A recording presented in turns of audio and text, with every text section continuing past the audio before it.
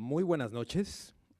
Los tres museos les agradecen a todos su valiosa presencia una vez más aquí en el auditorio del Museo de Historia Mexicana. Antes de iniciar, queremos pedirles de la manera más atenta apagar sus teléfonos celulares o al menos colocarlos en modo silencioso para evitar interrupciones. Queremos recordarles que esta es nuestra primera conferencia del año. El día de mañana jueves a las 7:30, tendremos otra conferencia a cargo de la maestra, de la doctora Ana Pornoy, titulada Monarquistas mexicanos, patriotas o traidores, a la misma hora, 7:30 de la noche, aquí en el Museo de Historia Mexicana. Tendremos, como es costumbre del museo, diplomados, algunos estarán en horarios matutinos, otros en horarios nocturnos, 7 de la tarde más o menos. Aún no tenemos la información oficial de ellos, pero en cuanto la tengamos, podrán consultarla en nuestras redes sociales, Facebook, Twitter, Instagram, nos encuentran como Tres Museos, o aquellos que nos hayan proporcionado ya sus correos electrónicos recibirán la notificación. En esta ocasión, nos complace presentar ante ustedes la conferencia La arqueología en el Segundo Imperio, a cargo del maestro Bertrand Lobjoie. En los próximos minutos revisaremos el notorio interés del gobierno de los Habsburgo por las culturas nativas de México, así como la participación de especialistas franceses en el análisis de la historia de la arqueología nacional. El maestro Bertrand Lobjoie es catedrático de los departamentos de Ciencias Sociales y de Humanidades de la Universidad de Monterrey. También es miembro fundador del Comité Científico del Coloquio de Arqueología, Paleontología y Antropología del Noreste de México, coorganizado por la Universidad de Monterrey y el Museo de Historia Mexicana. Sin más preámbulo, recibamos con un caluroso aplauso al maestro Bertrand Lobjoie.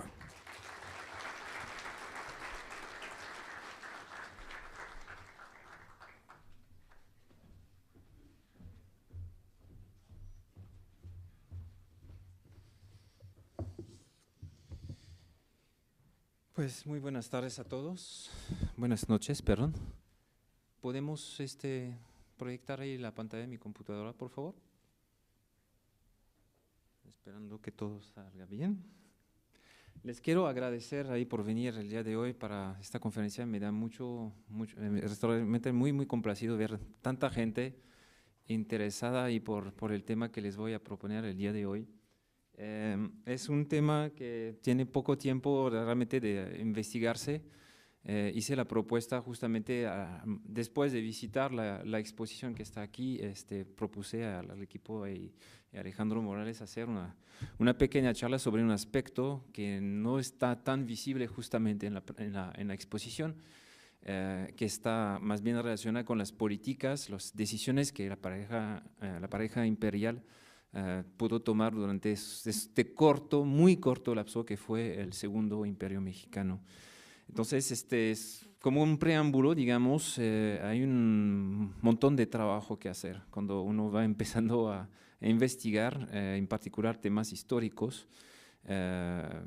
Ahí siempre van saliendo cosas, más y más cosas. Por haberlo hablado justamente con uno de mis maestros en Francia, Eric Taladoire, que ya tiene rato de investigar este tema de la historia de la arqueología y en particular la arqueología durante la intervención en el Segundo Imperio, pues dice, hay para hacer cuántas cientos de tesis doctorales realmente, y tanto en México como en Francia, dice que puede ser de manera totalmente bilateral en este sentido.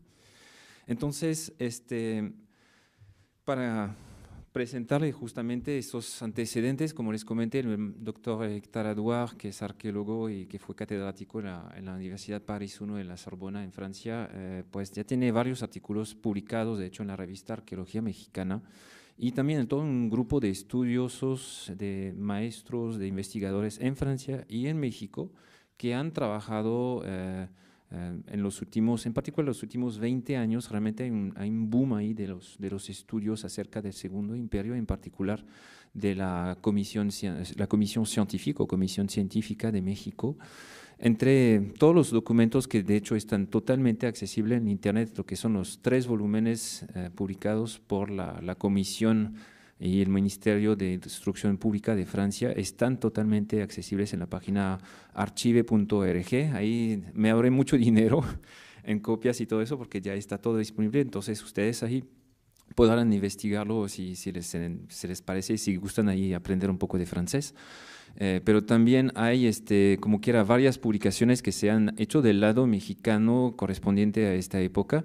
Sin embargo, hubo también un gran momento, un gran periodo realmente sin que hubiera unas investigaciones ya como que más atinadas, más actualizadas y con metodología más precisa en cuanto al estudio de los documentos.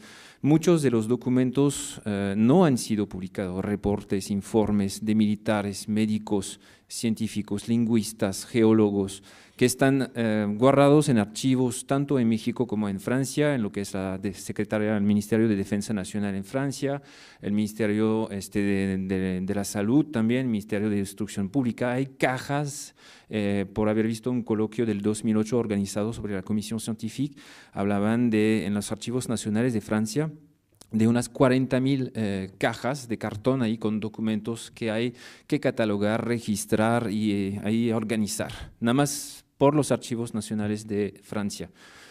Imaginen lo que puede ser en los otros lugares que acabo de comentar y lo que puede ser también aquí en México, presente en los archivos de la Sedena, eventualmente también pues en los archivos de la SEP, en los archivos que puede haber también hay materia que podemos encontrar en la Sociedad Nacional de Estadística, de Geografía, Estadística e Historia de México, que está en la Ciudad de México. O sea, hay un montón, realmente montañas de documentos ahí que solo esperan investigadores. Nada más lo que les voy a dar es como que espero que les vaya a interesar, que se interesen ustedes mismos a investigar eso, eventualmente por afición, o si quieren estudiarlo para hacer una tesis o lo que sea, pues aquí está este material.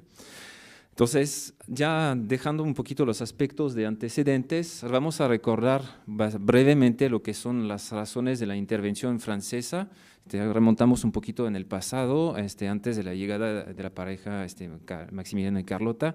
Los franceses cuando quieren más bien invadir lo que es México, lo hacen por supuesto por una razón, hay una razón oficial y hay razones no oficiales. La razón oficial es que pues, México suspendió sus deudas, el pago de sus deudas a varios países, entre ellos pues, Reino Unido, España y Francia. ¿Okay? Bueno, lo interesante es ver que Francia, a fines de cuentas, la deuda hacia Francia era quizás la más pequeña que podían tener. Entonces, como que el argumento de invadir un país viendo la cantidad que Reino Unido había prestado a México, bueno, sabemos que justamente Francia organizó una expedición militar con España e Inglaterra. Era la idea de que todos vayamos ahí para recuperar lo que podemos, para reembolsarnos.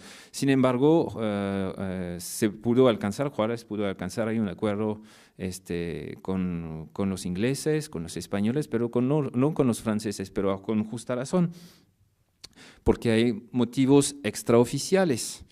Francia es con Reino Unido y de cierta manera el imperio austriaco-húngaro y Prusia también, uno de los países más potentes del mundo, que tiene uno de los ejércitos que tuvo varios éxitos, tanto en África con la campaña de Argelia, como también campañas que se hicieron en Asia, en particular en la Conchinchina o en la misma China.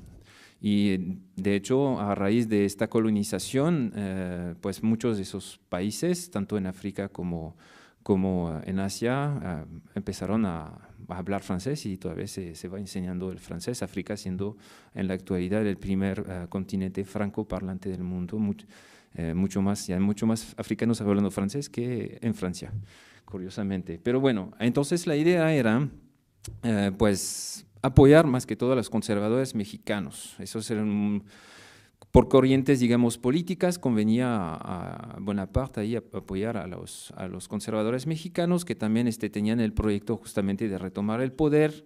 Entonces, pues buscaban ahí como que en la forma buscaban un dirigente fuerte que podía estabilizar un poquito la vida política del país que había sido muy agitada desde la independencia.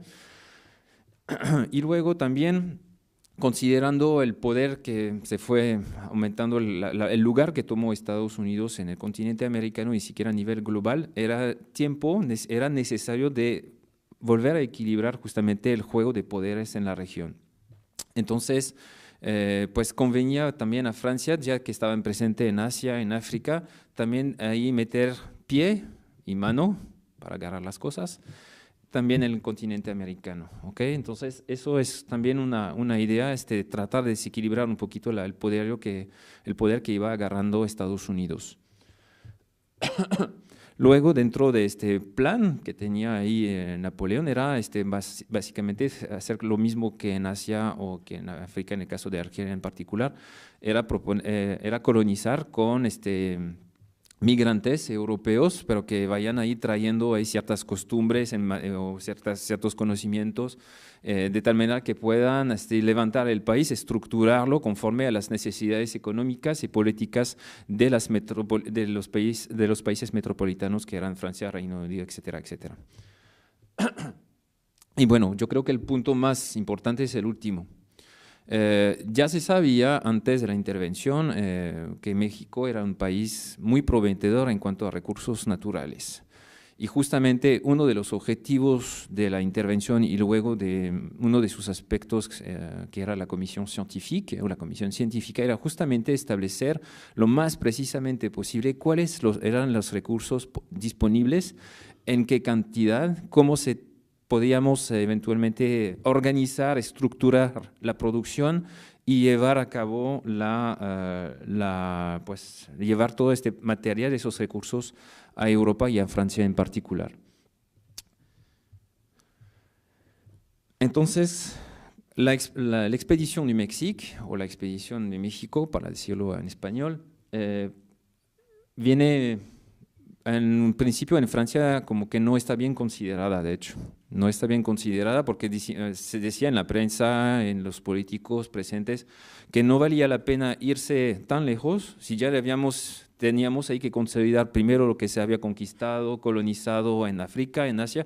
Entonces no se veía el caso realmente, no se entendía por qué llevar a cabo una expedición hacia allá. Luego vinieron ahí pues la progresión ahí de las tropas francesas a pesar de todo, y como que la gente se animó un poquito más, pues sí, lo estamos logrando, pero realmente lo que pega duramente a la opinión pública, más que los políticos, la opinión pública, fue la derrota del 5 de mayo.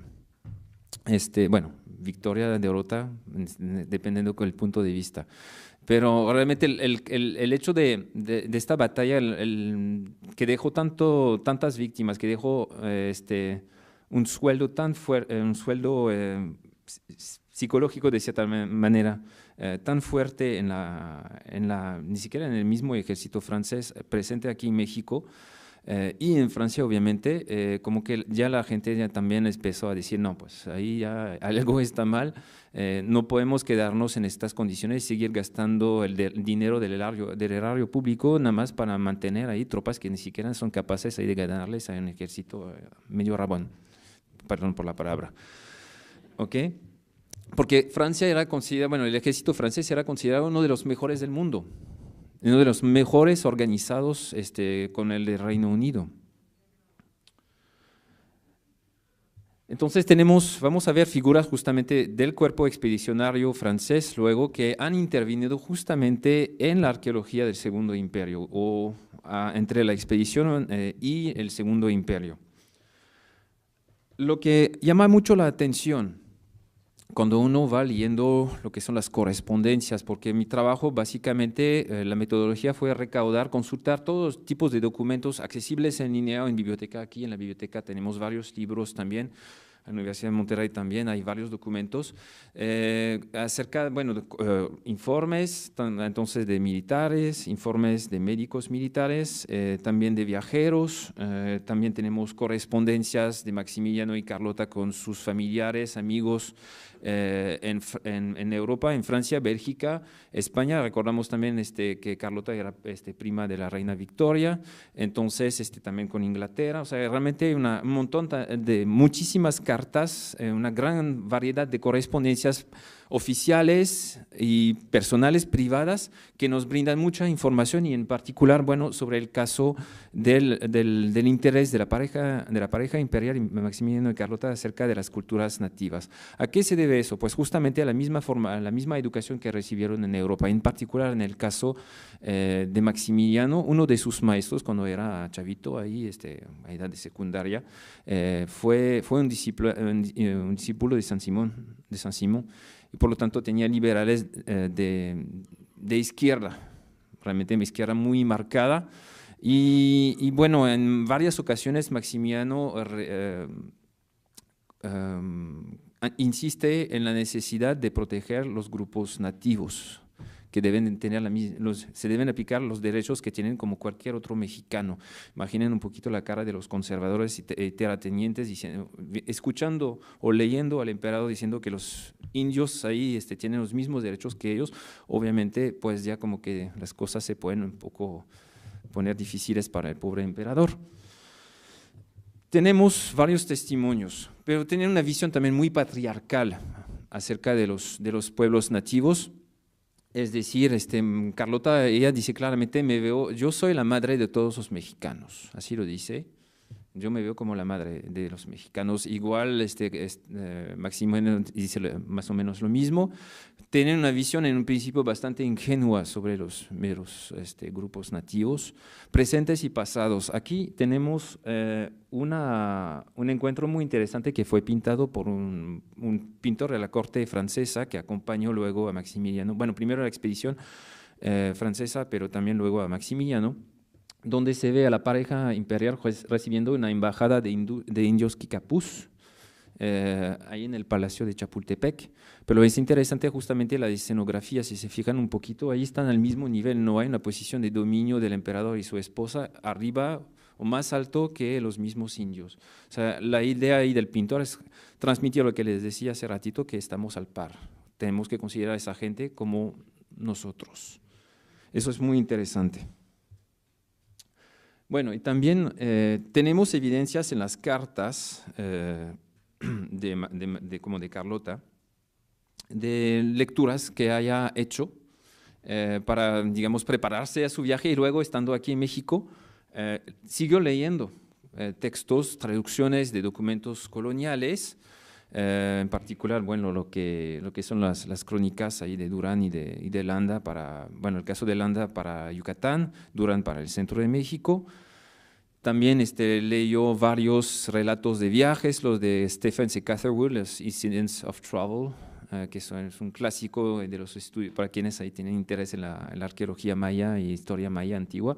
Bueno, tenemos los trabajos ahí de los dibujos de Catherwood que son absolutamente sublimes, una visión muy romántica, por supuesto, pero que sin duda influyó mucho a los emperadores en su voluntad de conocer los vestigios presentes o existentes todavía en México, como lo habían hecho mismos ellos en Grecia, en Italia, en Egipto en su momento antes de venir aquí en México. Ya tenían este gusto, este interés para las culturas antiguas. Y en este afán también, ambos empezaron a tomar clases de náhuatl. Por más que Maximiliano tuviera ahí su interpretante, su traductor, que se apellidaba Chimalpopoca, que le traducía ahí los locutores a náhuatl, aparentemente Maximiliano y Carlota empezaron a tomar también clases de náhuatl para poder directamente conversar ahí con ciertas personas.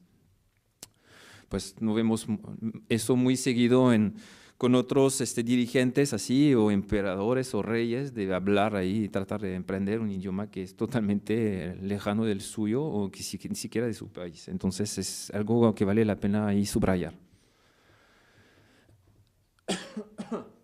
Perdón. Luego, durante los 3-4 años realmente donde Maximiliano y Carlota estuvieron juntos en México, porque bueno, Carlota tuvo que regresar un poco más temprano para pedir ayuda a Napoleón III, luego al Papa Pío, pues ahí no salió este viaje, pero esos añitos ahí estuvieron llenos de iniciativas de parte de la pareja imperial, tanto en cuanto a disposiciones legales como en tomas de decisiones así como por decretos. de las cosas que vale la pena recalcar, sin duda alguna, es el traslado del museo donde estaban guardadas las antigüedades, así se decía también en aquella época, las antigüedades prehispánicas estaban guardadas en el Museo de la Universidad, y Maximiliano, después de visitar este museo y ver el estado del museo, dijo, no, hay que hacer algo. No lo podemos dejar así, debemos de crear un museo nuevo, vamos a trazar las piezas que tenemos, vamos a buscar a repatriar ciertas piezas, y hizo demanda expresa a su hermano, que era el emperador de Austria, oye, ¿me puedes ahí devolver ciertas piezas ahí para completar un poquito las colecciones del museo? Accedió justamente su hermano a devolver en particular una rodela y un escudo de plumas, que había sido llevado a la época de Carlos V. Y entonces regresó a México, está aquí en el Museo Nacional, de hecho, y bueno, una que otras piezas, pero poquitas realmente, porque la idea de Maximiliano era fomentar excavaciones, proyectos de excavaciones. Y tenemos, por ejemplo, el caso de la Comisión Científica de Pachuca, que emprendió excavaciones en Teotihuacán. También la idea fue repatriar ciertas piezas que estaban en un museito ahí, que dos hermanos sacerdotes, de hecho, sacerdotes y hermanos, habían constituido una pequeña colección de piezas prehispánicas, también había falsos, como quiera, y pues ahí se consiguió casi toda la colección y se la llevaron a México, justamente para alimentar el museo según Pero es interesante este proyecto, que tardó antes de inaugurarse por, bueno, ya sabemos también la escasez de dinero que podía tener en el durante el imperio. Fue básicamente gracias al dinero que mandaba Francia, que pudieron ahí sostener ciertos proyectos. Entonces, cuando se inaugura el Museo Nacional en la calle, lo que es la calle Moneda, por quienes ahí conocen ahí la Ciudad de México, ven el Palacio Nacional, y donde está actualmente el Museo Nacional de las Culturas, es donde estaba el Museo Nacional. ¿Okay? Por eso tenemos ahí esta vista justamente del patio del museo, donde podemos ver ahí la piedra de Tizoc. Tenemos por algún rincón, no recuerdo dónde, pero normalmente también estaba la representación de Coyolxauhqui presente, y otros monolitos aquí dentro de este patio. Y luego había varias vitrinas que contenían ahí otras piezas, sabiendo que ahí por la anécdota, este edificio sirvió hasta unas cuantas décadas atrás para dar clases a los futuros arqueólogos mexicanos, cuando todavía no existía la Escuela Nacional de Antropología e Historia. En este rincón que les enseñé, ahí Eduardo Matos tomó clases, según es lo que me dijo. Entonces me llamó la atención mucho que todavía pudiera servir este edificio para un buen rato después, digamos.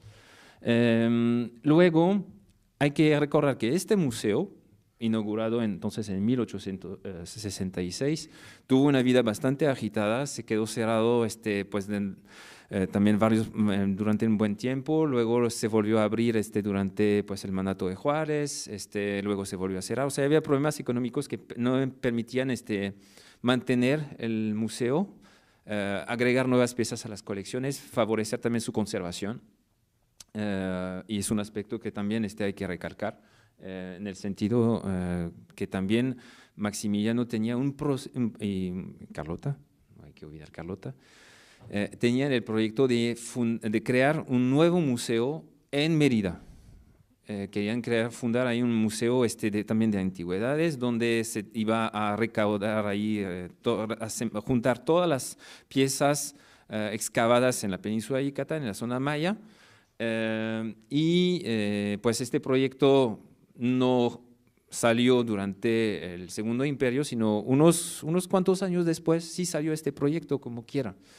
Pero para que vean la política en materia de excavaciones, de estudios de las piezas, de conservación y de restauración de las piezas, que estaba ya en la mente también de Maximiliano. En alguna carta ahí decía claramente que ya estaba fastidiado de ver que haya tantas piezas que se iban saliendo del país. Y le molestaba ver eso, realmente le molestaba, y de hecho hubo, entre otras decisiones que tomó, pues la idea la idea de, bueno, ya existía normalmente una ley, había una ley de conservación de monumentos, pero de reforzar los controles acerca de las piezas saqueadas o de piezas arqueológicas robadas que pueden irse luego a Europa. Muy buena intención, muy loable intención, pero en los hechos es mucho más complicado aplicar esto, porque tenemos el caso ahí de una gandaya que les voy a presentar, que no dudo en llevarse como unas 2.800 piezas a Francia y luego pues venderlas a quien ocupaba más. Pero bueno, ahí está una de las pocas fotos que tenemos justamente, si ni siquiera quizás la única, tomada en el nuevo Museo Nacional. Fue tomada por un arqueólogo francés de la Comisión Científica, arqueólogo y que aplicó, fue uno de los primeros arqueólogos realmente en usar la fotografía como herramienta. Y aquí lo que hizo Médin, Léon-Eugène Médin, fue justamente juntar ciertas piezas, bueno, pues sin escala, bueno, ni siquiera por separado, las juntó y tomó la foto. Ya no tomamos fotos así cuando se trata de hacer museografía, para que sepan un poquito la metodología actual. También cambia, evoluciona. ¿Okay? Pero entonces esta foto es del 86, porque luego Médin se fue a fin del año, en octubre de 1866, se regresó a Francia con dibujos y fotografías, también moldes de zonas arqueológicas, vamos a hablar de eso luego. Otra disposición tomada, decretada por Maximiliano, fue la creación de la Academia Imperial de Ciencias y Literatura. Igual fue una aventura muy agitada en el sentido que por más que hubiera un decreto, se tardó tanto en crearla, pero tuvo una vida muy corta. Tuvo una vida muy corta, es decir, terminando, muriendo Maximiliano, se suspendieron las actividades de la academia y se reanudaron hasta 1871. Y luego todavía, nada más duraron 4 años las actividades de la academia. Hubo muy poca producción académica, no había dinero, entonces dijeron, ¿sabe qué? Pues ya, cerramos. Entonces, lo interesante aquí es ver que Maximiliano nombró como director del Museo Nacional y como director de la Academia de Ciencias y Literatura gente que ya estaba en su gabinete. En este caso, José Fernando Ramírez Álvarez, que tenía una trayectoria diplomática impresionante, era historiador, entonces dijo, no, pues te vas a quedar también de director de la academia. Y para el museo ahí fue Manuel Orozco Ibera, que fue el primer director ahí del Museo Nacional, fundado por Maximiliano y Carlota. Y los mismos Maximiliano y Carlota emprendieron viajes para conocer los sitios arqueológicos.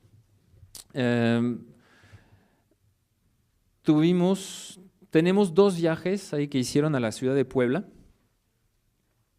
Y ahí sí voy a revisar un dato que está mal de mi parte. En el 85, en el 65, en el segundo viaje, van a Cholula y tiene Carlota la oportunidad de ir a la iglesia de la Virgen de los Remedios que está arriba de la pirámide de Cholula. Y ahí en una de sus cartas comenta, es muy impresionante ver que hay una iglesia aquí sabiendo que debajo de nosotros en este lugar se sacrificaron seres humanos. Y como le pone así muy dramático, pero también como buena cristiana, recalcar ahí la idea de que la religión salvó ahí este país, de cierta manera. Entonces, pues ahí que está, justamente, ¿no? La pirámide de Cholula y luego la iglesia de la Virgen de los Remedios.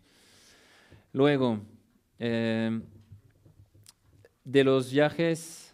Bueno, de los viajes ahí de los 2, hablamos ahí anteriormente de los viajes de los 2, ahí individualmente cada quien pudo visitar también zonas arqueológicas, bueno, lo que son zonas arqueológicas en la actualidad, y durante uno de sus movimientos a Orizaba y con sus tropas, Maximiliano hizo una paradita ahí 2-3 días en Teotihuacán, estuvo ahí acompañado de Ramírez normalmente, si bien recuerdo, y escribió una carta a Carlota, y le dice, ¿sabes qué? Está impresionante ver, subir a esas pirámides, imaginar lo que puede haber sido justamente Teotihuacán.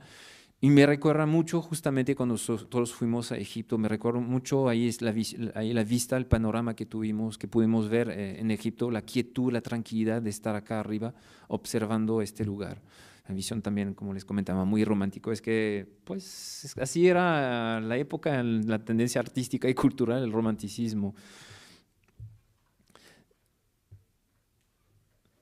Luego, pues ahí, fíjense, de hecho, esta pintura del 1832 es la obra de uno de los miembros, sino el director, uno de los principales miembros de la Comisión Científica y en particular del Comité de Historia, Literatura, Lingüística y Arqueología. Jean-Baptiste Louis Gros fue de hecho diplomático francés instalado en México durante un buen rato y toda esta experiencia de diplomático la puso al servicio del Segundo Imperio y por lo tanto lo nombraron en esta comisión. Aquí lo interesante es ver justamente cómo estaba la pirámide del Sol y pues imaginar un poquito, unas décadas después, como quiera, a Maximiliano arriba. Carlota emprendió varios viajes. Tenemos por lo pronto de lo que encontré, 3 viajes a zonas arqueológicas. El primero, y quizás lo más extensamente relatado, es el viaje a Yucatán. Un viaje a Yucatán que hizo a finales de 1865, manda toda una serie de cartas a Maximiliano y de hecho de regreso va a redactar un informe a Maximiliano y al gobierno acerca de todo su viaje a Yucatán, porque no es solo un viaje de turista, sino realmente es un viaje político. El plan secreto ahí de Maximiliano es dar cierta autonomía a Yucatán para que se pudiera fundar así como un virreinato de los países centroamericanos y la capital sería Mérida, justamente. Entonces, ¿qué hacemos? Pues tratamos ahí de alabar a la gente de Yucatán, decir, qué bonito que tienen ahí vestigios todavía prehispánicos, qué bonita cultura tienen, o sea, como dicen ahí por mi rancho, acariciando en el sentido del pelo, o sea, para que se pongan bien y bonitos, ¿verdad? Pero esa es la idea, sabiendo que hay un proyecto también de colonización que está contemplado, y de hecho este proyecto de colonización se llama Vía Carlota. Okay, el proyecto Vía Carlota es la instalación de unos cuantos cientos de alemanes austríacos. De hecho, se va a hacer, llegan, pero no aguantan ni el calor ni las condiciones para poder trabajar. Muchos, de hecho, terminando ahí el Segundo Imperio, se regresan a Europa. Otros, pues, se casan con yucatecas y fundan familias y pues ahí siguen ahí sus descendientes. Pero ahí había realmente un proyecto político más que un proyecto cultural. Pero justamente en esta estancia larga en Yucatán y en Campeche, Carlota visita Uxmal, el sitio de Uxmal, y probablemente había visto, como les comentaba, los dibujos, por una parte de Catherwood. Ahí no es un dibujo de Catherwood, les aviso de una vez, es más bien una litografía dibujada a raíz de una serie de fotografías. Eso es otro caso, de hecho, me equivoqué, pero aquí está, Uxmal. Y nos describe precisamente lo que ha visitado esta Carlota, lo redacta completamente. Ahí pues subió a la pirámide del enano, o ahorita se dice del adivino, pero en aquel momento también se decía el enano. Nos da detalles acerca del cuadrilátero de las monjas, y en particular de las frisas, donde viene una serpiente emplumada, con su cara que sale una cara humana que sale de las fauces de una serpiente. También nos habla del palomar, nos habla entonces de esta estancia, también del Palacio del Gobernador, del edificio de las tortugas, diciendo, sí, son bien realistas, esas tortugas son muy bien hechas, pero y aparentemente se quedaron a dormir muy cerquita del sitio después de haberlo visitado. Ahí estaba acompañada justamente por Ramírez, el que fue el director ahí de la academia, el presidente de la academia. La estuvo acompañando justamente y fue recibida muy bien por la gente de Yucatán. Está echando literalmente flores a los yucatecos en una carta que escribe a su madre, la reina Sofía. Dice, me impactó ver la ropa de las mujeres. ropa tan preciosa, faldones ahí bordados todos a mano. Luego tienen estas camisas de escote cuadrado, o sea, muy precisa en su forma de describir lo que pudo experimentar. Y lo mismo con la vestimenta de los hombres. O sea, realmente fue una experiencia, más allá de lo político, como que fue una experiencia personal muy impactante para ella. Y todo eso lo notifica claramente a Maximiliano. Ahora, otro viaje que sabemos que hizo el mismo año de 1865, un poquito más cerca de la Ciudad de México, es Xochicalco. De esta visita, curiosamente, bueno, hay una carta que es, bueno, había una correspondencia más bien entre Carlota y el arqueólogo francés que les comenté, Méhédin. Méhédin le escribe en francés, pues Carlota era belga, entonces hablaba francés, italiano, portugués, español, alemán, y empezaba a hablar náhuatl por si acaso. O sea, totalmente políglota, como era la regla para las élites de la época, ¿verdad? Y dice, así se los voy a traducir porque está escrito en francés, entonces si lo leo en francés no tiene caso. Pero dice así, es un testimonio muy interesante de Méhédin, que fue a excavar y a hacer moldes de la pirámide de las serpientes emplumadas. Esos moldes, de hecho, fueron utilizados luego en la Exposición Universal de 1867 en París. Y Méhédin se convirtió en un empresarial muy exitoso cuando regresó a Francia, de hecho, de cierta manera. Pero dice Méhédin, el señor Felipe del Barrio, en un sentimiento natural de avisarme, acaba de escribirme diciéndome que su majestad le habló de una piedra notada, observada por ella en los vestigios del pequeño monumento de Xochicalco y que ella la quería ver en México. En este afán, yo di órdenes al administrador para hacerla llevar. Por más difícil que sea aquí mi tarea, debo más bien decir mi obligación de pedirle mucha cautela de parte de su majestad para saber si se tiene que llevar en un museo de México, no dice el Museo Nacional, un museo de México, así de manera muy despreciativa, o si no sería mejor regresarla a Xochicalco, porque es una pieza que pertenece a este lugar. ¿Ven ahí el cuidado también del arqueólogo en este sentido? O sea, las cosas que se pueden quedar in situ se quedan in situ, no hay que tocarlas.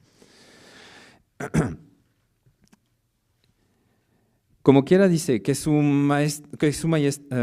majestad, ahí sea juez, decide. El monumento ahorita está casi despejado, la escalera del monumento ya está descubierta, como yo lo había pensado, es una escalera muy bonita. Y las paredes del monumento, en la primera visita de su majestad, no le podía dar una idea exacta de la obra notable que es este monumento. Y sigue así la carta más adelante. Pero nos da idea justamente de cómo la pareja imperial, y en particular, bueno, en este caso Carlota, estaba al pendiente también del patrimonio y cómo justamente Maximiliano y Carlota querían llevar cosas al Museo Nacional, nutrir ahí las colecciones del Museo Nacional. Eso es un pequeño ejemplo. Y bueno, es cerca del cuadrilátero de las monjas. Entonces, los tres sitios que les comenté, eventualmente en otros documentos podíamos encontrar otras ocurrencias de viajes o de estancias en ciertas otras partes de México, pero por lo pronto es lo que encontré yo en tan poquito tiempo. Bien, les quería comentar, entonces, como hemos comentado, prohibición de exportar objetos arqueológicos. Hay dos casos muy interesantes que son de coleccionistas. Uno del caso de Edgar Pingré, que era un pintor francés ahí que nació en la misma ciudad que yo, entonces no conocía a este tipo hasta que ahí lo vi en un artículo publicado por López Luján. Dije, es de mi rancho este cuate. Pero bueno, pintando en México hizo varias pinturas, pero también saqueando ciertas cosas y tratando de venderlas luego regresando en Francia. Ese es el primer caso que pasó a desaparecido, él asentó, nadie se dio cuenta. Y el otro sí, un poco más problemático, es el caso de Vauban. Eugène Bobon era un comerciante de antigüedades, así venía tal cual su empresa, y vamos a ver luego una imagen, pero él pudo saquear ahí como se le dio la gana, encontró una manera de engañar a las aduanas para llevarse así un montón de piezas, pero también para mandar a hacer piezas falsas. Y muchas piezas que pueden ver en los museos europeos en la actualidad son falsos. Y hay gente todavía en los museos que no, claro, es prehispánica esa, ¿no? Es facción posterior de la época de Bobon. De hecho, en un principio, Maximiliano como no le antojaba mucho dejar a los franceses y los extranjeros en general excavar. Por eso favoreció el proyecto más bien de la Comisión Científica de Pachuca. Y luego como que fue un poquito tolerante y dejó Médin, de la Comisión Científica, excavar en Teotihuacán. Es donde pudo tomar justamente medidas. Con Médin se hizo el primer registro de una pintura mural en Teotihuacán. Vi el dibujo, pero ahí sí le debo el dibujo porque no lo pude descargar ni nada, pero sí vi el dibujo así de esta pintura mural de Teotihuacán en alguna publicación. Y bueno, Maximiliano ahí utilizó más bien a José Fernando Ramírez para poder bloquear esas excavaciones de extranjeros en un primer momento. Tenía no le gustaba la idea que extranjeros pudieran ahí excavar en México. Y si vemos ahí la política actual, cualquier proyecto extranjero aquí en México debe de tener el aval del Consejo Nacional de Antropología, de Arqueología, perdón, y además debe incluir investigadores mexicanos. Si no, no se lleva a cabo. Y bueno, el caso que les comentaba del mexicano que excavó en Teotihuacán, Ramón Almaraz, publicó de hecho una serie de observaciones, hay un informe que estuvo disponible, fue publicado por el Estado de Hidalgo hace unos cuantos años. Se puede conseguir todavía por venta en internet, pero ahí sí no pude conseguir ninguna fotografía o mapa, pero hizo todo un registro topográfico, fotográfico de ciertas cerámicas también que habían encontrado. Entonces es un trabajo bastante completo por la época, y luego habrá que esperar hasta Batres a fines del siglo XIX para tener excavaciones ya mayores en este sentido y más sistemáticas todavía. Bueno, eso es vimos el lado mexicano. Vamos a ver el lado francés. Del lado francés hay dos iniciativas que están por tomar en cuenta. La primera es la Comisión Científica du Mexique, o Comisión Científica de México, para hacerlo en español. Fue creada, y ahí fíjense bien las fechas, 27 de febrero de 1864. ¿Okay? Hay un decreto imperial de Napoleón III que ordena la creación de dicha comisión, que está presidida por el ministro de Instrucción Pública, Victor Duruy, que todavía tiene su calle a un lado de la Sorbona en París. Está compuesta en un primer momento, y luego se fueron agregando, de 90 personas, que son principalmente delegados, y la mayoría de hecho están en París, no están en México. Hay un delegado para todo México, para los 4 comités que se van formando, que es el coronel Dutrolaine. Y es un nombre que vamos a volver a mencionar mucho porque fue un militar que hizo mucho trabajo justamente de registro y de excavación, curiosamente. Entonces, la idea era recuperar ahí todo que se podía material en términos, ahí los 4 comités, ahí para que se den cuenta un poquito. Bueno, estos son los documentos que pueden consultar en internet, de hecho, están en los archivos de la Comisión Científica. Acá en el centro está justamente copia del decreto imperial de la creación de la Comisión Científica, y acá a la derecha, el tercer comité indica ahí los primeros 9 miembros del Comité de Historia, Lingüística y Arqueología. Les voy a presentar unos de los personajes que están aquí porque son bastante interesantes ahí para la historia de la arqueología mexicana. Está organizada la comisión de esta manera. Tenemos entonces los comités. Aquí en rojo puse justamente el que nos interesa. El presidente es el barón Louis Gros, el que vimos hace ratito que pintó en Teotihuacán. Pues se quedó de presidente de la comisión. Sin embargo, la tuvo que dejar rápidamente porque ya tenía problemas de salud. Entonces nada más tenía un papel ahí honorífico. Y bueno, tenemos a los otros miembros, ahí que no voy a desglosar a todos, pero tenemos a Adrien Prévost-Lemperrier, Louis-Ferdinand Alfred Maury, Léonce Engrand, tenemos a César Denis Daly, Charles-Étienne Brasseur de Bourbourg y Joseph Marius Alexis Aubin, en francés. Bueno, ahí está el barón Louis Gros, perdón, entonces que era a la vez pintor, diplomático y que estuvo a cargo ahí de coordinar ahí todo el trabajo del comité, del tercer comité. Tenemos un explorador que ya había trabajado antes de la intervención francesa, de hecho, y siguió durante la intervención francesa, y tuvo el apoyo de Napoleón III para publicar ahí sus fotografías de zonas arqueológicas. Se trata de Charles-Étienne Brasseur de Bourbourg. De hecho, sus libros también se pueden conseguir parcialmente en internet. Hay muchas fotografías que podemos conseguir. Y este señor tiene una vida también muy agitada. Empezó a predicar en Quebec y luego se fue a otras partes de Sudamérica para luego aterrizar en México. Y ahí pasó varios años tomando fotografías, y cuando hablamos de fotografías no es como que ahorita me llevo mi celular y voy a visitar una zona arqueológica, ¿verdad? Hablamos de equipamiento súper pesado, tanto para tomar las fotografías como para sacarla ahí la fotografía, más o menos como 2 toneladas.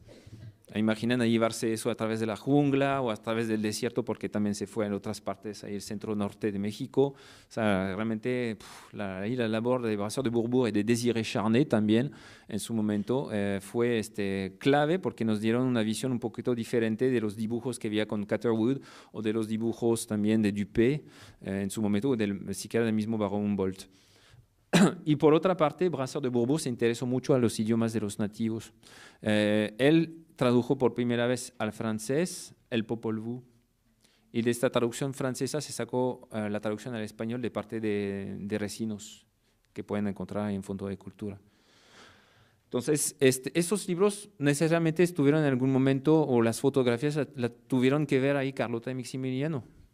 Se dieron cuenta y probablemente ahí como que excitaron ahí su imaginación de conocer aparte de esos lugares, viéndolos. Entonces se convirtieron en emperadores exploradores, de cierta manera, gracias a este tipo de personajes. Y el caso de Louis-Eugène Méhédin es un caso bastante interesante, porque tiene una fama así media rara. Por más que sea parte de la comisión, no es un arqueólogo de formación. No es arqueólogo de formación, aprendió ahí literalmente excavando casi, pero lo interesante es cómo incluyó directamente en las excavaciones que hizo entre Islas Mujeres, Xochicalco y Teotihuacán, integró la fotografía de manera sistemática y hizo un montón ahí de moldes. En total se habla, según sus registros, de más de 600 moldes que ha hecho entre el Museo Nacional y las zonas que ha visitado. Se regresó a Francia con todo eso a fines del 66 y planteando la idea de participar y de exponer ahí su material en el pabellón mexicano, porque Maximiliano tenía el proyecto de participar a la Exposición Universal en París.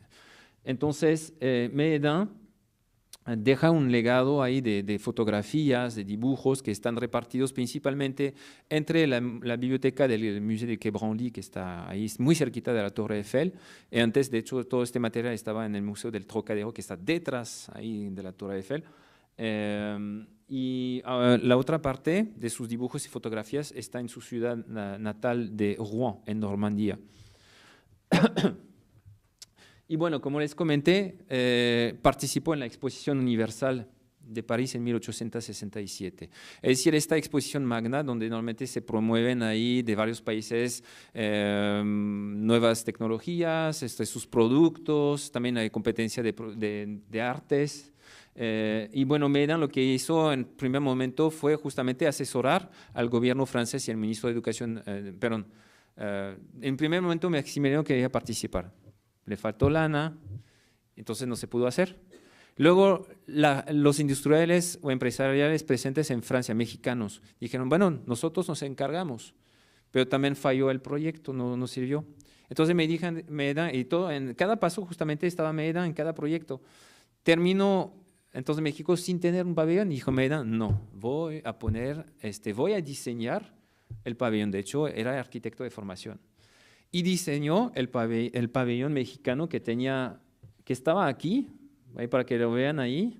Tiene el río Sena abajo, el puente ahí que lleva hasta el campo de Marte, acá. Pero en la parte inferior derecha está el pabellón mexicano en forma de la pirámide de Xochicalco. Normal, tenía los moldes, entonces. Y también había hecho moldes de la Cauriolxauhqui, que está en el Museo Nacional, de la Piedra del Sol. O sea, todo eso le sirvió justamente para alimentar ahí la exposición de varias cosas. Y el recinto estaba guardado por mexicanos vestidos ahí de charros. Viva los estereotipos. Y fue el único de toda la feria en poder cobrar la entrada al pabellón, porque todo lo pagó con su propio dinero. Entonces obtuvo del gobierno que se cobrara 50 centavos para cada entrada y también obtuvo la autorización de poner un stand de helados y de bebidas. Entonces un personaje muy así, muy, como quiera, le fue muy mal luego, o sea, se quedó en bancarrota luego el pobre Médon, dejó sus colecciones a los museos, como les comenté. Pero ahí tienen una foto de la época, de 1867, para que vean de qué se trataba el pabellón Okay, si han ido a Xochicalco, pues se parece mucho, pero no todo. La escalera en particular está muy suave ahí para subir, porque los escalones, bueno, ahorita no se puede subir normalmente, pero los escalones, como quiera, son difíciles de subir. Pero es una mezcla, digamos, hay un mashup, para hablar ahí geek. Es un mashup ahí de varios elementos prehispánicos que están presentes en este pabellón. Bueno, de hecho aquí en los dibujos no se ven bien, pero a mí me llamó la atención que hizo copias de los dibujos de Dupuy, de Guillermo Dupuy, que era un viajero de Luxemburgo que vino aquí a México. Y pues entre ellas había justamente representados en dibujos de Xochicalco a la derecha y una serpiente emplumada enroscada. Entonces, como yo estudio también la serpiente emplumada, dije, bueno, no puedo fallar una serpiente emplumada. También hizo moldes de la diosa del agua que se encontró en Teotihuacán y de hecho fueron expuestas también en este pabellón. Luego tenemos a un médico militar. Bueno, él no es miembro tal cual, sino corresponsal de la comisión en Veracruz. Era médico militar que trabajaba en el hospital militar francés puesto aquí, ayudó mucho a la población, de hecho los locales agradecieron mucho a Fusier todo el trabajo que hizo para la gente, para los locales, para cuidar de enfermedades. Él mismo se enfermó de fiebre amarilla, o realmente ahí sí, podemos que este tipo ahí tenía pegado la voluntad de ayudar a la gente local. Y en sus ratos libres, se fue a recorrer buena parte de Veracruz y entregó muchísimos dibujos de piezas arqueológicas. Se fue a visitar tanto lugares de Veracruz Central, de la Huasteca también, se fue en la zona olmeca. Y bueno, ahí ven en particular, bueno, el descuento que se hizo de lo que se ha encontrado en archivos, son 551 dibujos ahí de esos lugares. Les recomiendo, de hecho, en 2 artículos que fueron publicados en la revista Arqueología Mexicana acerca del trabajo de Fusier en Veracruz. Aquí están los ejemplos de los dibujos y muchas de las cosas que también, entre todas las cosas que él pudo excavar y de cierta manera también saquear y mandarlas a Francia, fueron de esas cerámicas y los cráneos, los huesos que fueron mandados al Museo de Historia Natural en París. Aquí están todavía, ¿okay? Para hacer análisis de antropología física, que la antropología física, bueno, es un poco diferente en aquella época, que estaba más bien relacionada con la idea de razas, cuando sabemos que en la actualidad nada más hay una sola raza humana. Pero bueno, Bourbourg, que comentamos, lo volví a poner. Charnay, el otro fotógrafo polémica, que estuvo también presente en varias ocasiones en México, hizo varios viajes. Y bueno, muchas de sus fotografías, sí, ahí nos dan un poquito una idea de cómo eran ciertos sitios arqueológicos de la zona maya en particular, pero también de Mitla. Bueno, hay más fotos, pero ese es el edificio, creo que es el edificio segundo, es el edificio 2. Hay otros edificios que están más completos, como quiera, pero ahí me llamó la atención. Y también se fue a Uxmal a tomar las fotos ahí en Uxmal, en la pirámide del enano en particular, que visitó Carlota. Palenque, también estuvo en Palenque, de hecho está acá arriba, en la Torre del Gobernador. Me imaginan un poquito, de esos, todos esos árboles que están aquí a la derecha, si van visitando Palenque no están. ¿Okay? Ya se limpió todo eso, es como esplanada. Y hay este señor ahí que para el norte de México, que es sumamente importante. Edmond Guimard-Tarrer, que de formación es ingeniero en mineralogía y gran parte de su trabajo original no era de trabajar para el tercer comité de arqueología, sino de trabajar para el comité que tenía que ver con ciencias naturales. Pero como no había suficiente gente, pedían a cualquiera ahí poder dar apuntes sobre arqueología, antropología, etcétera, etcétera. Y Tarrer lo hizo bastante bien. Lo hizo más que todo para el norte de México. Entonces se fue haciendo recorrido entre Sonora, Sinaloa, Chihuahua, Guanajuato, se fue en San Luis Potosí. Y bueno, hizo a la vez, y ahí van a ver un ejemplo, planes muy precisos de ciertos sitios arqueológicos como La Quemada, Altavista, Chachihuites, y también esos dibujos de ciertas cerámicas que encontró en los sitios y nos da descripciones muy precisas, dimensiones de los edificios, todo eso lo tenemos bien claro. Bueno, ahí está un dibujo de La Quemada, de Guillemard Tarrer. Y bueno, hay un caso interesante que es un franco-mexicano, nacido aquí en México, de madre mexicana y de padre francés. Y bueno, de hecho, muy joven regresó a Francia, pero como quiera ya hablaba español, ya conocía el país, entonces tuvo la idea de montar ahí un negocio de antigüedades entre Francia y México. Y muchas piezas que pudimos apreciar en el Museo del Trocadero, ahorita en el Museo de Quai Branly, son justamente de la colección Goupil. Y también una cosa interesante es que compró la colección de manuscritos y documentos de Aubin, que era un filólogo. Bueno, aquí está Bobon, que les comenté, este triste señor, ¿verdad? Pero era buen amigo, como quiera, de Fernando Ramírez y también está colado con Maximiliano de Habsburgo.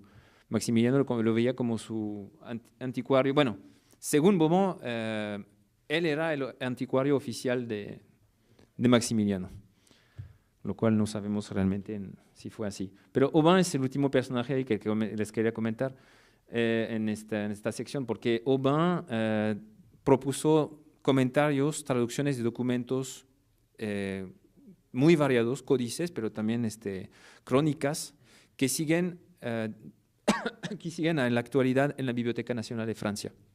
De hecho, uno de sus documentos fue sustraído de la Biblioteca Nacional de Francia y regresado a México. No sé si se acuerdan de este caso de hace unos cuantos años.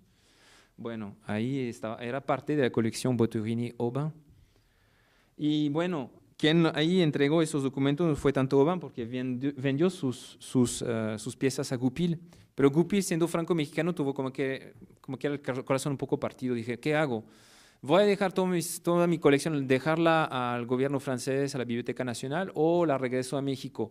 Y dijo, bueno, ya que en México, como quiera, hay un montón de cosas, prefiero que se quede en Francia para que haya científicos preparados que los puedan estudiar. Ahí fue su argumento, básicamente. ¿Okay? No fue de que, no pueden conservarlo, porque ese es un argumento que escuchamos muy seguido de los que no están a favor de regresar sus artefactos, objetos a sus países de origen, que no tienen las condiciones, que no sé qué. No, ahí dijo, no, es que quiero gente realmente súper bien preparada para poder abordar todo mi material. Digo, también hay gente muy preparada como quiera en aquel momento en México, lo vamos a ver. En la Comisión Scientifique, Littéraire y Artistique du Mexique, es una comisión creada, por este señor que vamos a ver luego, el general Bazaine, y está creada en marzo de 1864.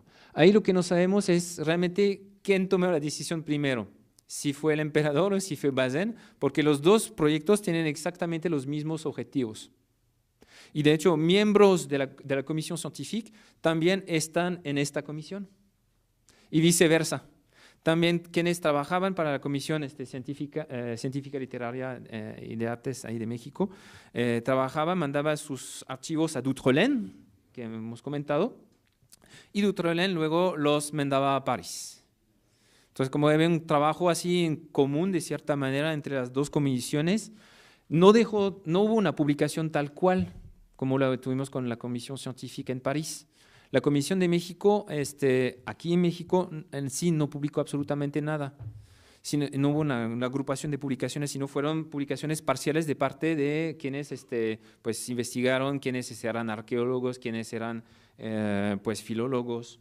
Entonces, ahí la diferencia son 10 secciones y ahí pueden ver 148 miembros, viajeros, corresponsales y, aquí hay que insistir en eso, 77 expertos mexicanos,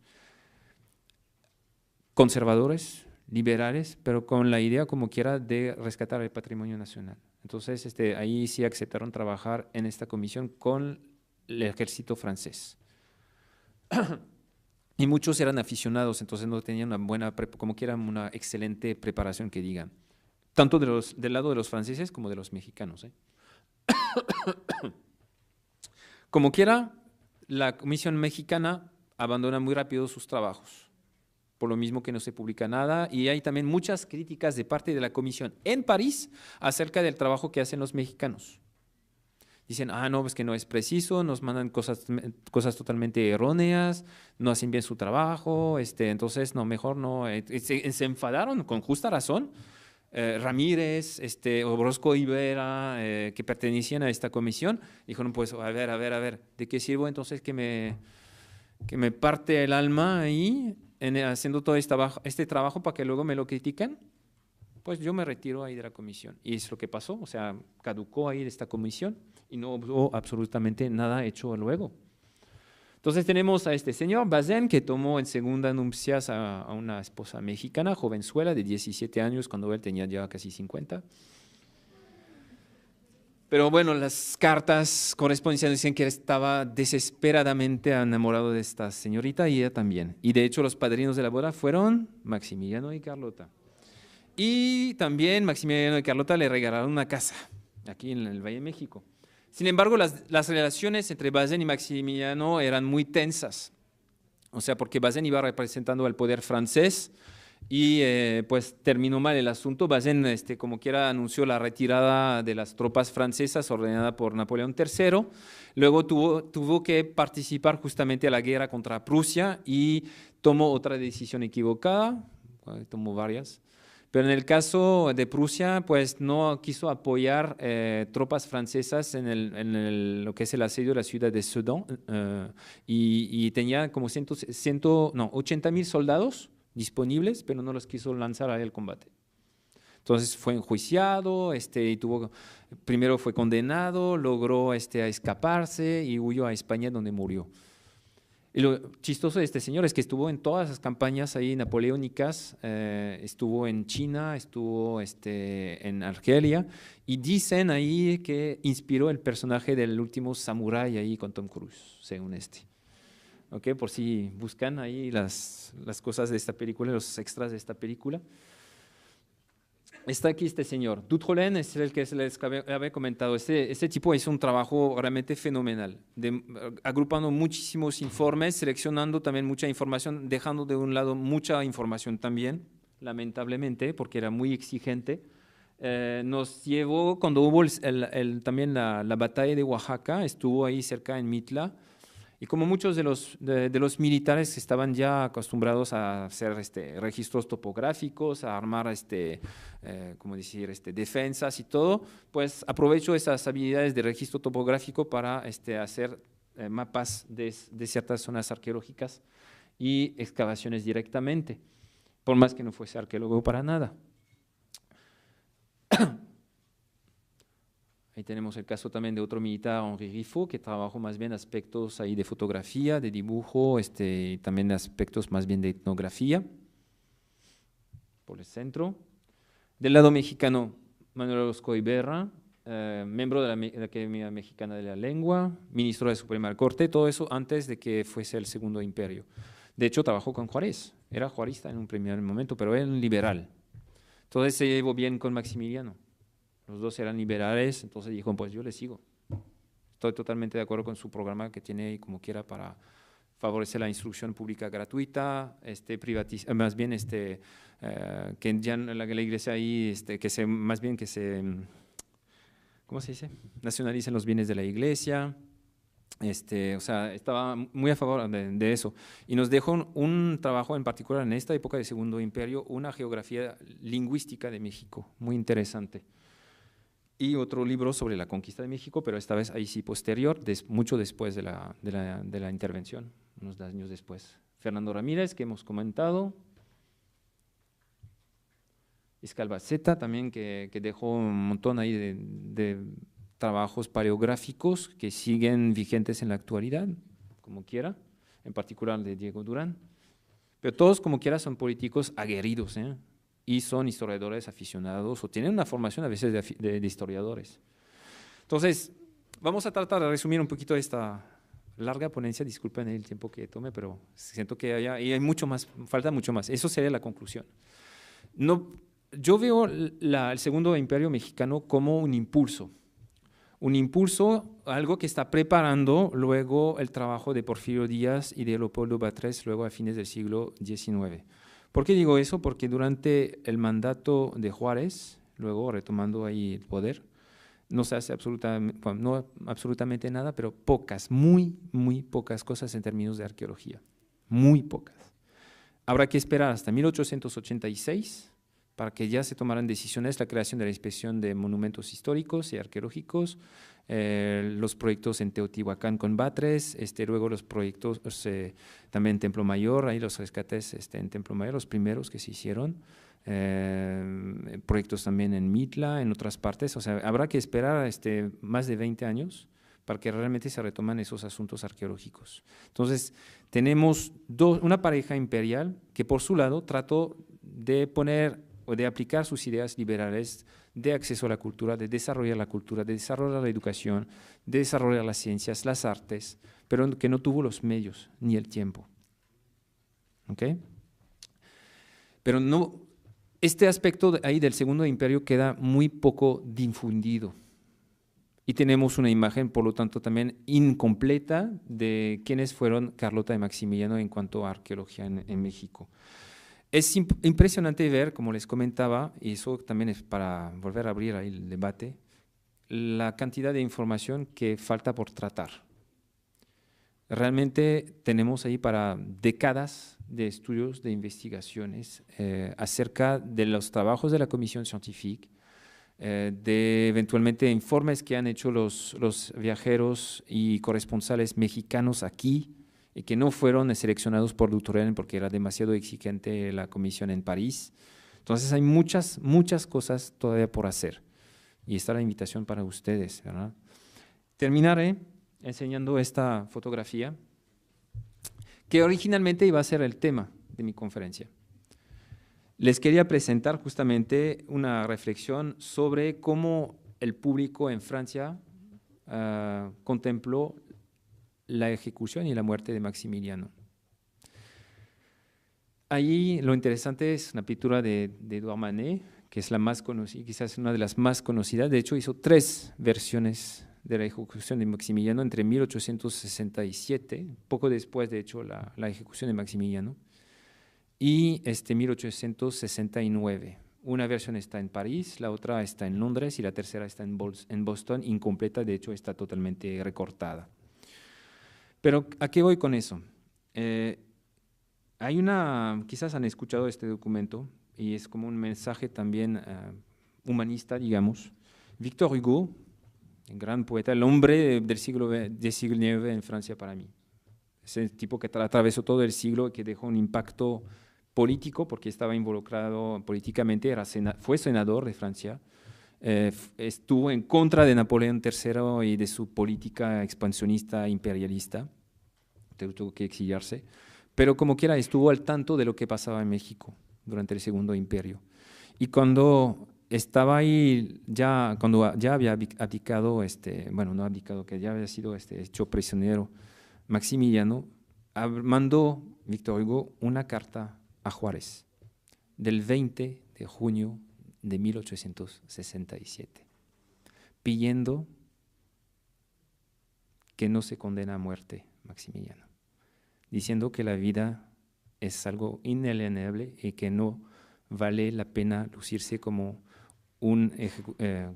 como la persona que ejecutó a Maximiliano. Aquí está la reflexión. Muchas gracias.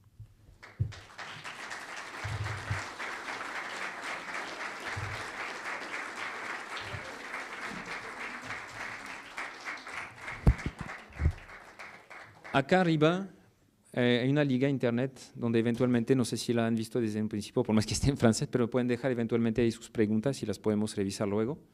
Tenemos ahí unas páginas de internet también por si quieren ahí seguir cuentas o correos electrónicos por si quieren comunicarse con un servidor. Yo lo hice como aficionado, no soy un especialista de Segundo Imperio, no pretendo serlo para nada, pero tengo 12 años aquí en México y es algo que siempre me llamó la atención, la presencia francesa.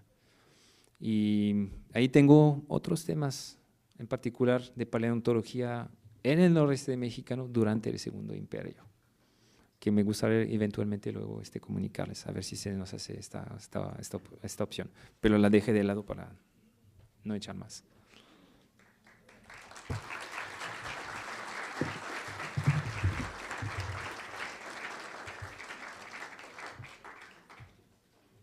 ¿Preguntas eventualmente entonces? Y voy a regresar al lugar allá, a la mesa.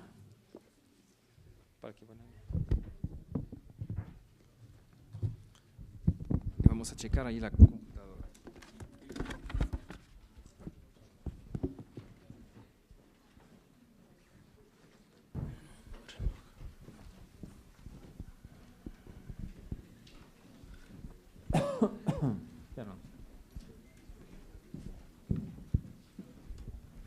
Aquí va la primera pregunta. ¿Sí? Adelante. Sí, buenas noches. Buenas noches. Quisiera preguntar si tiene alguna información si el famoso coronel Charles Dupin, el jefe de la contraguerrilla francesa, que ya había sido famoso en la expedición de China por haber saqueado el palacio de verano del emperador en China, se había llevado piezas y creo después en Francia abiertamente las estuvo vendiendo. Ahí Sí, si aquí también saqueó algunas piezas cuando regresó. Ahí si no averiguo esta información se la debo, honestamente. Sí. Ahí voy apuntando el nombre de esta persona y lo voy a averiguar eventualmente. Gracias por la aportación. Lo mío es un comentario y una pregunta. Cuando Víctor Hugo le escribe la carta a Juárez, esa fecha, ya lo habían fusilado a Maximiliano. Por eso, 2 días antes. Un día antes. Sí. Y una pregunta, si esa pintura de Manet, se habla mucho de que del soldado que está aquí a la derecha es Porfirio Díaz. Es pregunta si el pintor quiso pintar a Porfirio Díaz, aquí el que está con el rifle aquí a la derecha. Bueno, buena pregunta. De hecho, hay otras interpretaciones en Francia, al menos, que consideran que justamente no, de hecho, Porfirio Díaz, no, según esta interpretación, no está contemplado, sino más bien sería Napoleón III. Okay. Y tendría más sentido todavía en el sentido de que literalmente Napoleón III abandonó a Maximiliano y ahí pues dejó el brazo armado a los fusileros estos, ¿verdad? Entonces, en Francia hay interpretaciones que dicen que este soldado es, a fines de cuentas, una imagen de Napoleón III. ¿Otra pregunta? A ver, vamos a ver con la señora primero, por favor. La pregunta es si ya está historiado, si ya hay una síntesis histórica, aunque sea parcial, de este aspecto, o usted ha estado yendo a las fuentes de la época para conjuntar una síntesis. Bueno, de hecho, a medida que fue ingeniando, investigando, estoy redactando un artículo, no un libro. Habrá que escribir un libro, pero hay muchísimas publicaciones accesibles que van por toques. O sea, no hay algo así como le está comentando, una síntesis general acerca del tema, por lo mismo que nos falta muchísima información que investigar. Eso es el problema. Tenemos en los archivos de Francia muchísima información que siquiera ha sido catalogada, registrada. Entonces, ahí sería no siquiera un libro, sino más bien estantes completos. Eric Taladoire, con quien hablé ahí recientemente ahí por Facebook, porque me prestó ahí un artículo que ocupaba para esta presentación, me decía, no hombre, es que ni va para una tesina, son tesis en plural. y hablamos de decenas de tesis, por lo tanto sería muy difícil tener como una síntesis. Lo que voy a procurar hacer, ahí muy humildemente, la verdad, porque repito, no soy un experto de Segundo Imperio, pero voy a terminar este artículo que estoy redactando para proponerlo a alguna revista académica, a ver si me lo aceptan, y si no me lo aceptan en una revista académica, una revista de divulgación. Como quiera, tengo como tengo de 27 páginas que ya tengo redactadas, son 6 de pura bibliografía, y va por más. Y otra pregunta, hasta dónde va en la investigación, si pudiera abundar, porque en los antecedentes aludió nada más a esta visión romántica, ¿no? de los vestigios del pasado, ¿no? Que sabemos que, bueno, que justamente surge este interés en la arqueología a finales del 18, principios del 19, con algunos descubrimientos importantes en Europa.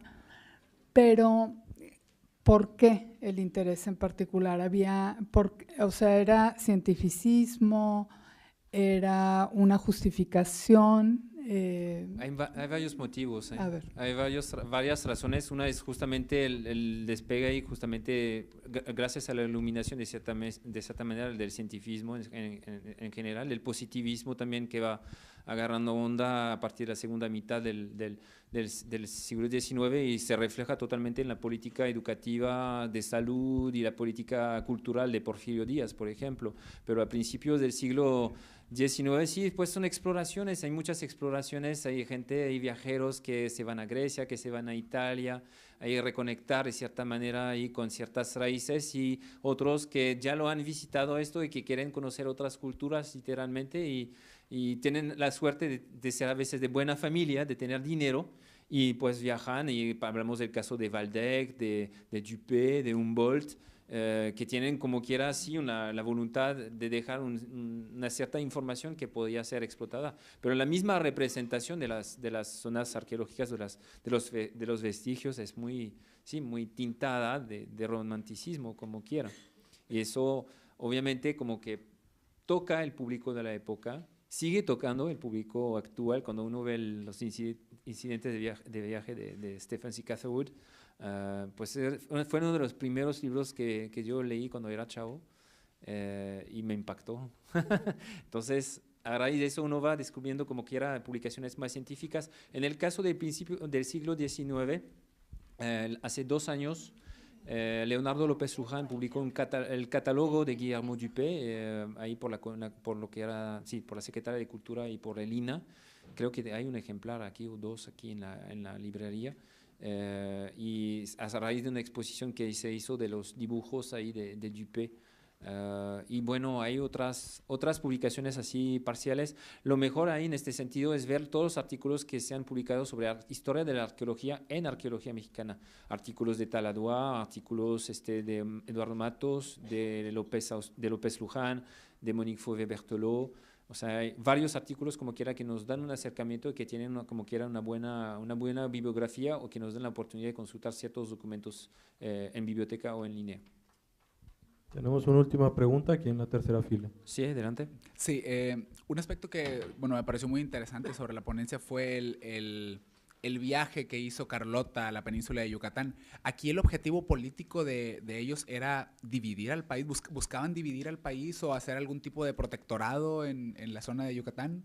Bueno, la idea era crear este virreinato, donde el virrey iba a ser nombrado directamente por Maximiliano. De hecho, en cierta correspondencia privada, súper privada y secreta entre Carlota y Maximiliano y sus ahí más cercanos colaboradores, ya Maximiliano tenía la idea de quién iba a ser el virrey ahí de este virreinato de Centroamérica. Pero la idea, y hasta tuvo el proyecto súper fumado, ahí sí, para que vean, porque pensó en algún momento Maximiliano que su hermano menor pudiera ser el emperador de Brasil. ¿Por qué? Porque el emperador de Brasil no tenía descendencia. Entonces dijo, bueno, pues, y insistió ahí con su padre, como el emperador de Austria, para que su hermano fuese el emperador de Brasil. Es decir, tu hermanito estás arreglando ahí todo lo que es Sudamérica, entre Brasil, Argentina y hasta Venezuela y lo que es Centroamérica. Luego tenemos el virreinato, que es parte ahí del imperio mexicano, como quiera, y Estados Unidos. O sea que entre los dos, como quiera, por si nos agreden ahí los gringos, aquí estamos. Pero el proyecto esto no duró, uno porque su hermano dijo un no rotundo a la idea, y el padre también de Maximiliano, el emperador de Asturias, dijo, tampoco, ni me vas a hacer eso, ni lo pienses. Entonces, el proyecto era a la vez un proyecto de organizar ahí el área y de colonizar, ahí con la presencia de entre otros, de esos primeros contingentes de alemanes y austríacos en Yucatán. Muchas gracias. Muchas gracias a todos. Muchas gracias a Bertrand por su participación aquí con esta conferencia y los esperamos el día de mañana igual a las 7:30 con la doctora Ana Pornoy. Gracias. Esperando que todo salga bien. Les quiero agradecer ahí por venir el día de hoy para esta conferencia. Me da realmente muy complacido ver tanta gente interesada y por el tema que les voy a proponer el día de hoy. Es un tema que tiene poco tiempo realmente de investigarse. Hice la propuesta justamente después de visitar la exposición que está aquí, propuse al equipo y Alejandro Morales hacer una pequeña charla sobre un aspecto que no está tan visible justamente en la exposición, que está más bien relacionada con las políticas, las decisiones que la pareja imperial pudo tomar durante este muy corto lapso que fue el Segundo Imperio Mexicano. Entonces, es como un preámbulo, digamos, hay un montón de trabajo que hacer cuando uno va empezando a investigar, en particular temas históricos. Ahí siempre van saliendo cosas, más y más cosas. Por haberlo hablado justamente con uno de mis maestros en Francia, Eric Taladoire, que ya tiene rato de investigar este tema de la historia de la arqueología y en particular la arqueología durante la intervención en el Segundo Imperio, pues dice, hay para hacer cuántas cientos de tesis doctorales realmente, y tanto en México como en Francia, dice que puede ser de manera totalmente bilateral en este sentido. Entonces, para presentarle justamente esos antecedentes, como les comenté, el doctor Héctor Adouard, que es arqueólogo y que fue catedrático en la Universidad Paris I en la Sorbona, en Francia, pues ya tiene varios artículos publicados, de hecho, en la revista Arqueología Mexicana, y también en todo un grupo de estudiosos, de maestros, de investigadores en Francia y en México, que han trabajado en particular los últimos 20 años, realmente hay un boom ahí de los estudios acerca del Segundo Imperio, en particular de la Comisión Científica o Comisión Científica de México. Entre todos los documentos que de hecho están totalmente accesibles en Internet, lo que son los 3 volúmenes publicados por la Comisión y el Ministerio de Instrucción Pública de Francia, están totalmente accesibles en la página archive.org. Ahí me ahorré mucho dinero en copias y todo eso porque ya está todo disponible, entonces ustedes cosas. También en el continente americano, ¿ok? Entonces eso es también una idea, tratar de desequilibrar un poquito el poder que iba agarrando Estados Unidos. Luego, dentro de este plan que tenía ahí Napoleón, era básicamente hacer lo mismo que en Asia o que en África, en el caso de Argelia en particular, era colonizar con migrantes europeos, pero que vayan ahí trayendo ahí ciertas costumbres o ciertos conocimientos, de tal manera que puedan levantar el país, estructurarlo conforme a las necesidades económicas y políticas de los países metropolitanos que eran Francia, Reino Unido, etcétera, etcétera. Y bueno, yo creo que el punto más importante es el último. Ya se sabía antes de la intervención que México era un país muy prometedor en cuanto a recursos naturales Y justamente uno de los objetivos de la intervención y luego de uno de sus aspectos, que era la comisión científica, o la comisión científica, era justamente establecer lo más precisamente posible cuáles eran los recursos disponibles, en qué cantidad, cómo podíamos eventualmente organizar, estructurar la producción y llevar a cabo llevar todo este material, esos recursos a Europa y a Francia en particular. Entonces, la expedición de México, o la expedición de México, para decirlo en español, viene en un principio en Francia como que no está bien considerada, de hecho. No está bien considerada porque se decía en la prensa, en los políticos presentes, que no valía la pena irse tan lejos si ya teníamos ahí que consolidar primero lo que se había conquistado, colonizado en África, en Asia. Entonces no se veía el caso realmente, no se entendía por qué llevar a cabo una expedición hacia allá. Luego vinieron ahí la progresión ahí de las tropas francesas a pesar de todo, y como que la gente se animó un poquito más, pues sí, lo estamos logrando, pero realmente lo que pega duramente a la opinión pública, más que los políticos, la opinión pública, fue la derrota del 5 de mayo. Bueno, victoria, derrota, dependiendo del punto de vista. Muy buenas noches. Los tres museos les agradecen a todos su valiosa presencia una vez más aquí en el auditorio del Museo de Historia Mexicana. Antes de iniciar, queremos pedirles de la manera más atenta apagar sus teléfonos celulares o al menos colocarlos en modo silencioso para evitar interrupciones. Queremos recordarles que esta es nuestra primera conferencia del año. El día de mañana jueves a las 7:30, tendremos otra conferencia a cargo de la maestra, de la doctora Ana Pornoy, titulada Monarquistas mexicanos, patriotas o traidores, a la misma hora, 7:30 de la noche, aquí en el Museo de Historia Mexicana. Tendremos, como es costumbre del museo, diplomados, algunos estarán en horarios matutinos, otros en horarios nocturnos, 7 de la tarde más o menos. Aún no tenemos la información oficial de ellos, pero en cuanto la tengamos, podrán consultarla en nuestras redes sociales, Facebook, Twitter, Instagram, nos encuentran como Tres Museos, o aquellos que nos hayan proporcionado ya sus correos electrónicos recibirán la notificación. En esta ocasión, nos complace presentar ante ustedes la conferencia La arqueología en el Segundo Imperio, a cargo del maestro Bertrand Lobjoa. En los próximos minutos, revisaremos el notorio interés del gobierno de los Habsburgo por las culturas nativas de México, así como la participación de especialistas franceses en el análisis de la historia de la arqueología nacional.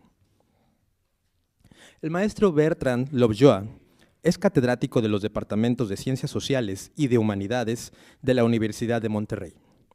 También es miembro fundador del Comité Científico del Coloquio de Arqueología, Paleontología y Antropología del Noreste de México, coorganizado por la Universidad de Monterrey y el Museo de Historia Mexicana. Sin más preámbulo, recibamos con un caluroso aplauso al maestro Bertrand Lobjoa.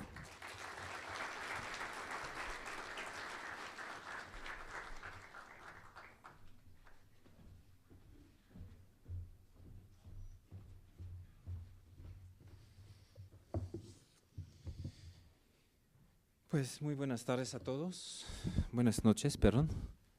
¿Podemos proyectar ahí la pantalla de mi computadora, por favor? Deudas a varios países, entre ellos pues Reino Unido, España y Francia. ¿Okay? Bueno, lo interesante es ver que Francia, a fines de cuentas, la deuda hacia Francia era quizás la más pequeña que podían tener. Entonces, como que el argumento de invadir un país viendo la cantidad que Reino Unido había prestado a México, bueno, sabemos que justamente Francia organizó una expedición militar con España e Inglaterra. Era la idea de que todos vayamos ahí para recuperar lo que podemos, para reembolsarnos. Sin embargo, se pudo alcanzar, Juárez pudo alcanzar ahí un acuerdo con los ingleses, con los españoles, pero no con los franceses, pero con justa razón, porque hay motivos extraoficiales. Francia es con Reino Unido y de cierta manera el imperio austriaco-húngaro y Prusia también, uno de los países más potentes del mundo, que tiene uno de los ejércitos que tuvo varios éxitos, tanto en África con la campaña de Argelia, como también campañas que se hicieron en Asia, en particular en la Conchinchina o en la misma China. Y de hecho, a raíz de esta colonización, pues muchos de esos países, tanto en África como en Asia, empezaron a hablar francés y todavía se va enseñando el francés, África siendo en la actualidad el primer continente francoparlante del mundo, mucho más africanos hablando francés que en Francia, curiosamente. Pero bueno, entonces la idea era, pues, apoyar más que todo a los conservadores mexicanos. Esos eran, por corrientes, digamos, políticas, convenía a Bonaparte ahí apoyar a los conservadores mexicanos que también tenían el proyecto justamente de retomar el poder.